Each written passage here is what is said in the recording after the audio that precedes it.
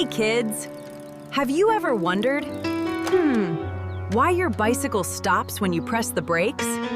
To change the movement of anything, we need something called force.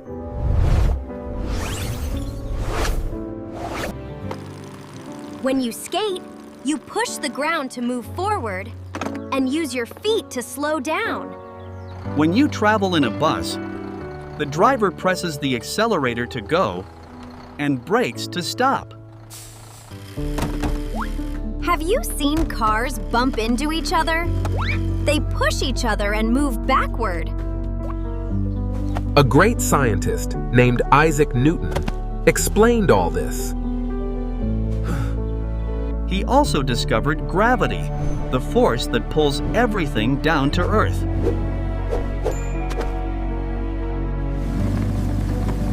So remember, objects move or stop only when a force acts on them. So, force helps things move, stop, and change direction. No, I don't want to move. That's inertia talking. Meet Ravi. Today, he's learning why moving is hard. Hi, I'm NewtonBot. Let's explore motion. Newton discovered rules about how everything moves. Objects LOV doing nothing. Same! Things stay still until pushed. Moving things keep moving until stopped. Hey, that's not fair. Big things need BIG force. The bigger the object, the harder it is to move. Whoa, that worked better.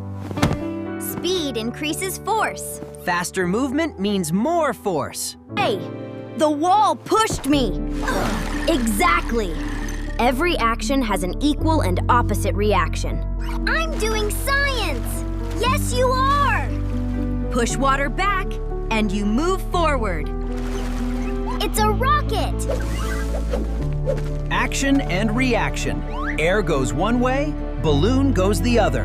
Law 1, don't move unless pushed. Law 2, bigger percent harder. Law 3, push back. I'm a scientist now. Try it yourself. Find examples around you and become a young scientist. Quick question.